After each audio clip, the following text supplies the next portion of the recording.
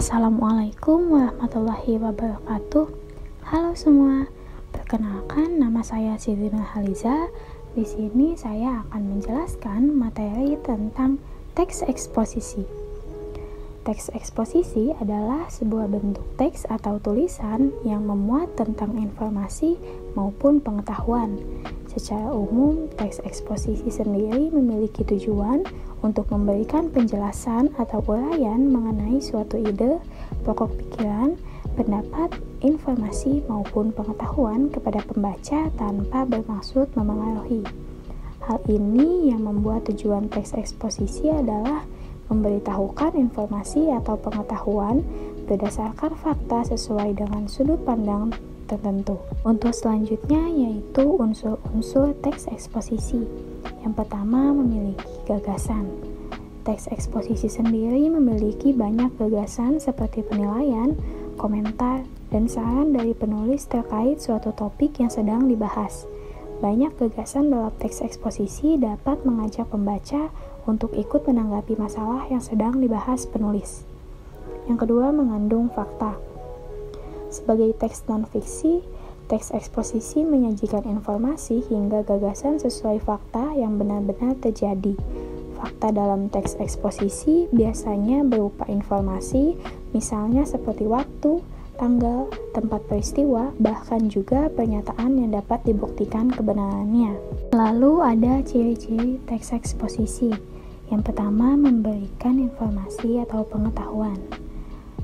Informasi yang didapatkan dari teks eksposisi bisa menambahkan wawasan kita sebagai pembaca dan menerapkannya dalam kehidupan sehari-hari. Yang kedua, menggunakan bahasa yang baku. Dalam hal ini, bahasa baku yang dimaksud seperti kata-kata yang sesuai dengan Kamus Besar Bahasa Indonesia dan lain sebagainya. Yang ketiga, berisi tentang sebuah fakta. Ketika ingin menulis teks eksposisi yang baik, diperlukan mencari sumber-sumber data yang akurat agar tidak terjadi kesalahan.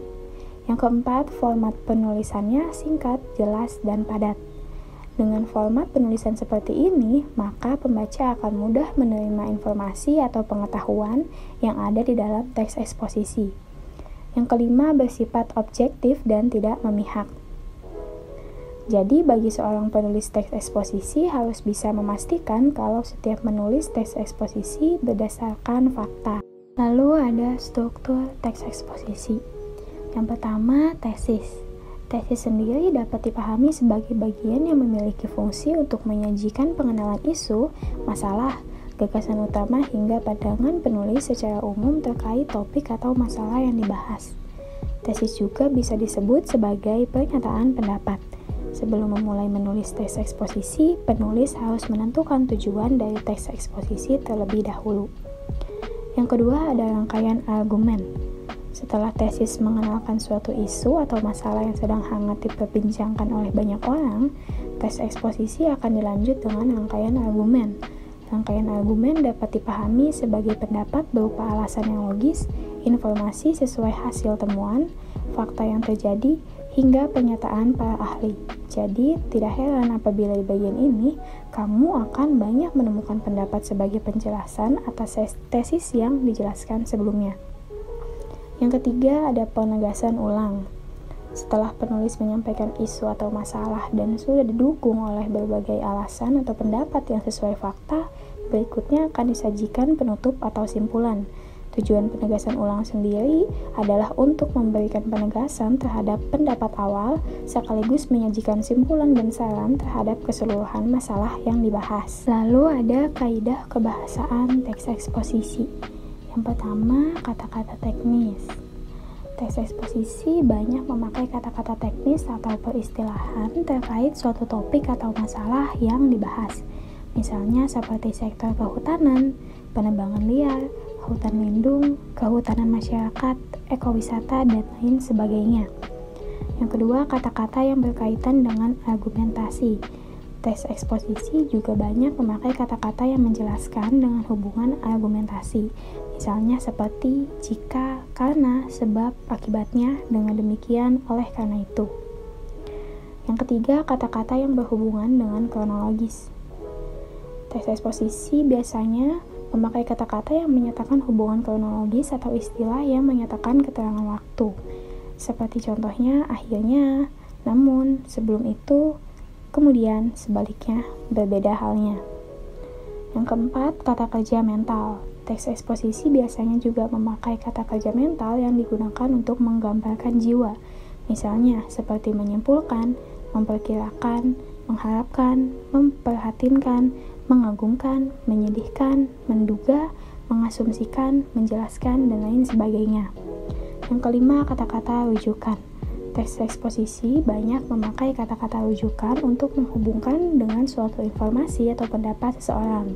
Misalnya, seperti berdasarkan fakta, merujuk pada pendapat, dan lain sebagainya. Yang keenam, kata-kata persuasif.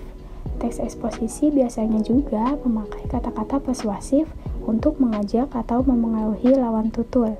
Kata yang biasanya digunakan untuk melakukan persuasif yaitu seperti sebaliknya, diharapkan, perlu, hendaklah, harus. Yang ketujuh ada kata-kata denotatif. Teks eksposisi juga banyak memakai kata-kata denotatif untuk menjelaskan sesuatu agar lebih jelas. Denotasi sendiri bisa dipahami sebagai kata yang memiliki makna sebenarnya. Kata denotatif adalah kata yang belum mengalami perubahan maupun penambahan makna. Lalu ada tujuan teks eksposisi. Berdasarkan pengertian dari teks eksposisi, maka tujuan teks eksposisi adalah untuk menyampaikan informasi kepada pembaca melalui sudut pandang tertentu. Dengan tujuan teks eksposisi tersebut, maka pembaca akan mudah memahami makna serta pengetahuan yang terkandung di dalam teks tersebut. Lalu ada jenis-jenis teks eksposisi. Yang pertama ada eksposisi definisi.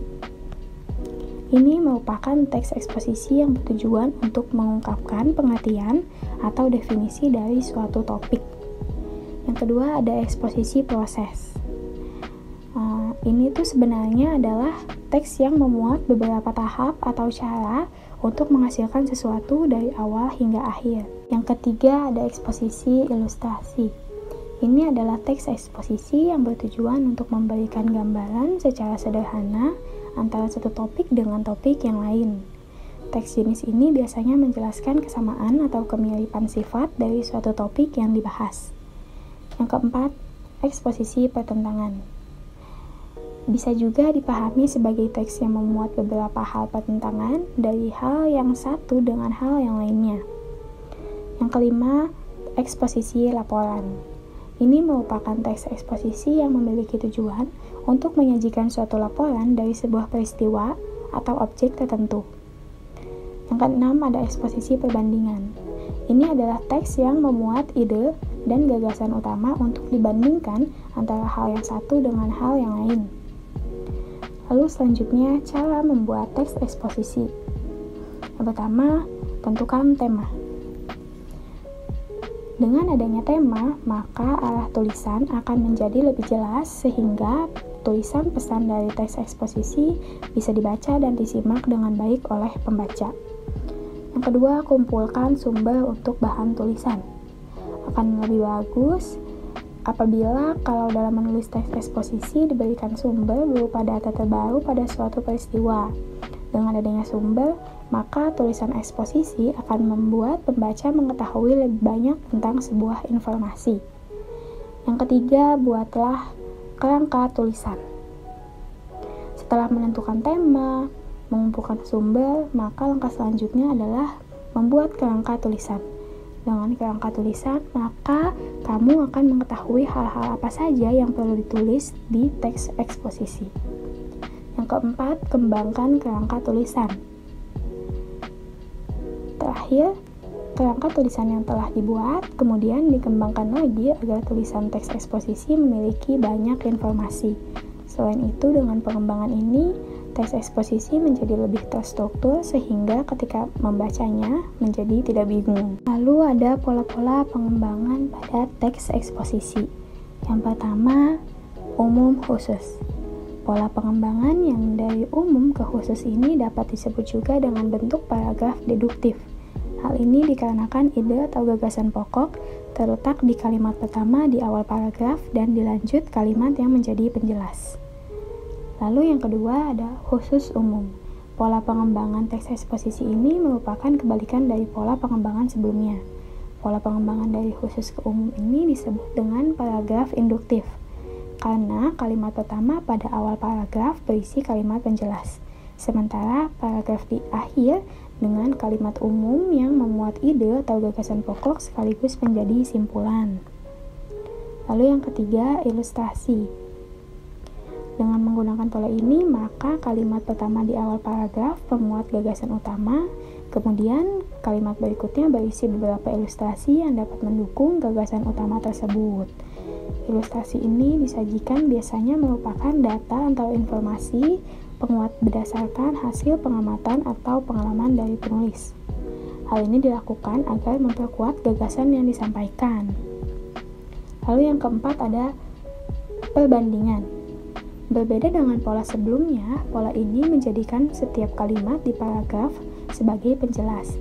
Hal ini bertujuan untuk memperkuat gagasan yang disajikan untuk lebih meyakinkan pembaca. Gagasan yang disampaikan biasanya adalah benda, keadaan, atau sesuatu yang memiliki persamaan atau perbedaan. Nah, berikut ini adalah contoh dari teks eksposisi dengan judul Menjaga Kebersihan Lingkungan Sekolah. Selamat membaca.